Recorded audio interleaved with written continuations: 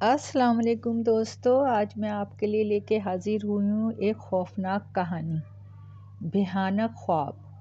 آصف حسب معمول جلدی سو گیا، جبکہ اس کا دوست اور چچا زاد بھائی اسلم ابھی تک جاگ رہا تھا۔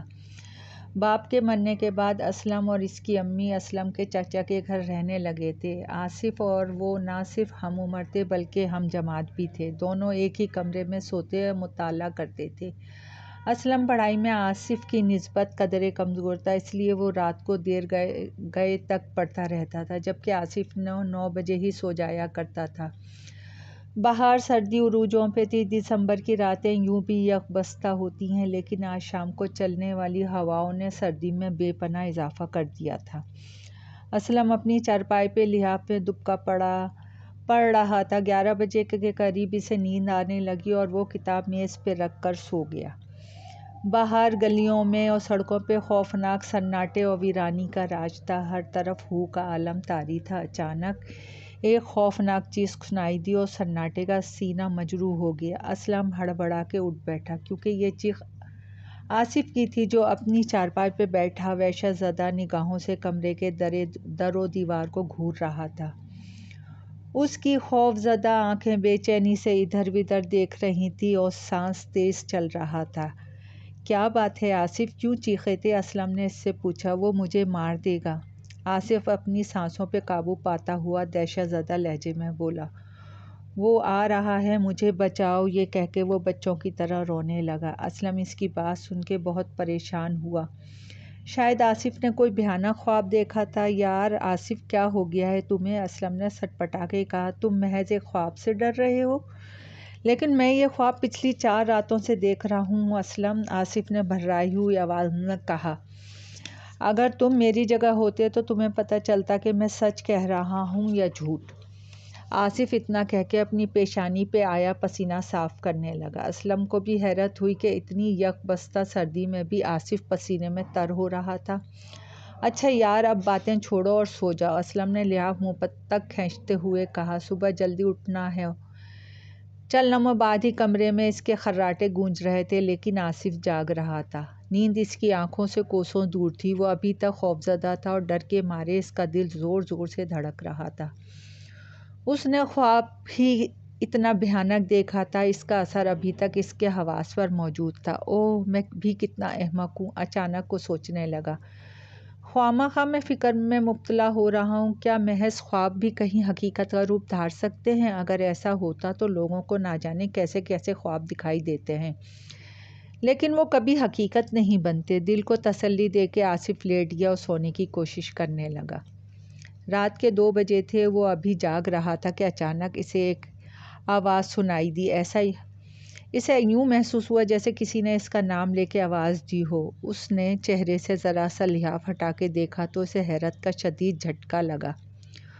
وہ منظر ہی کچھ ایسا حیرت انگیز تھا۔ ٹیوب لائٹ کی روشنی میں سامنے والی دیوار میں ایک سوراخ پیدا ہوتا جا رہا تھا اور سوراخ سے مٹی نیچے گر رہی تھی۔ پھر اچانک اس سوراخ میں سرخ گاڑھا خون دکھائی دینے لگا، جو تازہ تھا اور روشنی میں چمک رہا تھا۔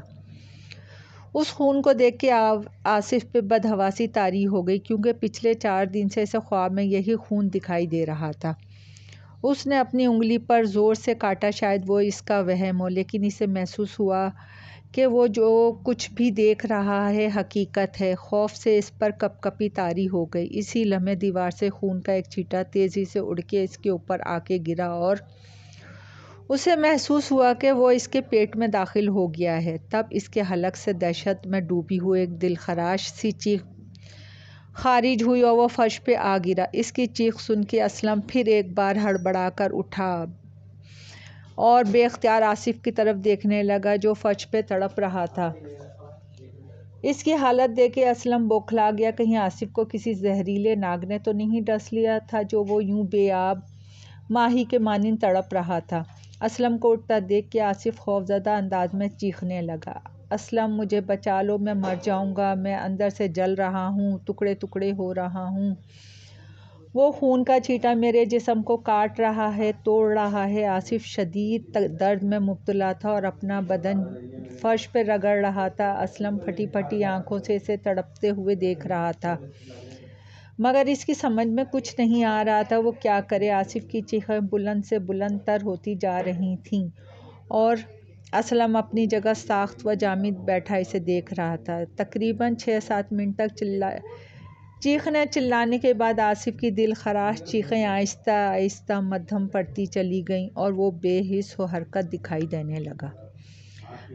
اسلم نے اس کی یہ حالت دیکھی تو چونک پڑا۔ اس نے غور سے آصف کی طرف دیکھا تو آصف کی آنکھیں ساخت اور باہر کو ابلی ہوئی تھیں۔ تب اسلم کو گویا ہوش سا آ گیا۔ اپنے چچا زاد بھائی اور پیارے دوست کی لاش دیکھ کر وہ خود پہ قابو نہ رکھ سکا اور بستر سے اتر کے اس سے لپٹ گیا۔ نہیں، اس کے منہ سے کرب میں ڈوبی ہوئی چیخ خارج ہوئی، نہیں آصف، نہیں، تم مجھے چھوڑ کر نہیں جا سکتے، میں تمہیں یوں نہیں مرنے دوں گا آصف۔ اسلم ہوش حواس سے بیگانہ ہو کے دیوانہ وار آصف کی لاش کو جھنجھوڑ رہا تھا۔ آصف اٹھو، مجھے چھوڑ کے مت جاؤ، میں بھی تمہارے ساتھ مرنا چاہتا ہوں میرے بھائی، میرے پیارے دوست، ایک تم ہی تو میرے سچے دوست تھے، تم بھی مجھے اس دنیا میں تنہا چھوڑ کے جا رہے ہو۔ نہیں، میں تمہیں تنہا نہیں جانے دوں گا، ہاں میں بھی تمہارے ساتھ جاؤں گا۔ وہ چیختا ہوا آصف کو ہلا رہا تھا، لیکن پھر اچانک ہی آصف کی لاش کا پیٹ پھولنے لگا اور لاش کی ہیئت بدلنے لگی۔ اسلم اس کی بدلتی ہوئی خوفناک حالت دیکھ کے لاش سے الگ ہو گیا۔ لاش کا پیٹ لمحہ بہ لمحہ غبارے کی مانند پھولتا چلا گیا۔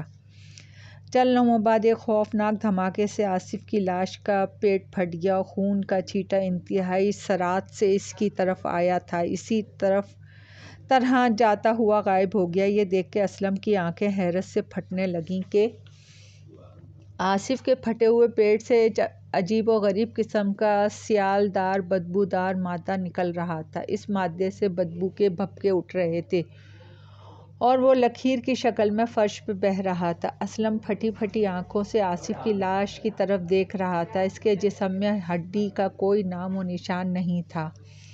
خون کے چھینٹے نے کسی چکی کی طرح اس کے دل، جگر، پھیپھڑے، ہڈیوں کو پیس ڈالا تھا۔ دماغ میں سڑان پیدا کرنے والی اس بدبو سے اسلم کے حواس ساخت ہوتے جا رہے تھے۔ وہ اپنی جگہ سے حرکت نہیں کر پا رہا تھا۔ اس نے چیخنا چاہا لیکن اس کے حلق سے آواز نہ نکل سکی۔ اس کا سر زور سے چکرایا، وہ دھڑام سے فرش پہ آ گرا۔ اس کا چہرہ سرخ ہونے لگا اور آنکھیں باہر کو ابلنے لگیں۔ آصف کی لاش کا بدبودار مادہ فرش پہ بہتا ہوا تیزی سے پھیل رہا تھا۔ پھر ایک دم اس کے کمرے میں آگ بھڑک اٹھی اور کمرے میں دھواں ہی دھواں پھیل گیا۔ چند لمحوں بعد دھواں غائب ہو گیا اور اسلم کو ہوش آ گیا۔ اس نے اٹھتے ہوئے حیرت سے ادھر بدھر دیکھا تو آصف کی لاش غائب تھی، فرش بھی صاف نظر آ رہا تھا اور وہاں بدبودار مادے کا نام و نشان تک نہ تھا۔ اسی لمحے سے ایک آواز سنائی دینے لگی، جنات اپنے دشمن کو کبھی معاف نہیں کرتے۔ 5 دن پہلے آصف نے اسکول سے واپس آتے ہوئے راستے میں درخت پہ بیٹھے جنگلی کبوتر کو غلیل سے نشانہ بنایا تھا اور وہ زخمی ہو کے آج مر گیا۔ آج وہ میرا پیارا بیٹا طاغوت تھا۔ اس وقت میں طاغوت کے علاج میں مصروف تھا اور اسے بچانے کی کوشش کر رہا تھا۔ اس لیے میں آصف کو محض ڈراتا رہا کہ شاید طاغوت بچ جائے اور مجھے آصف سے بدلہ نہ لینا پڑے۔ مگر آج طاغوت مر گیا، اس لیے طاغوت کے قاتل سے انتقام لینا میرا فرض تھا اور میں نے اپنا فرض پورا کر دیا۔ اس آواز کو سن کے اسلم کو یاد آیا کہ 5 دن پہلے آصف نے ایک کبوتر کو اس کے سامنے غلیل سے نشانہ بنایا تھا۔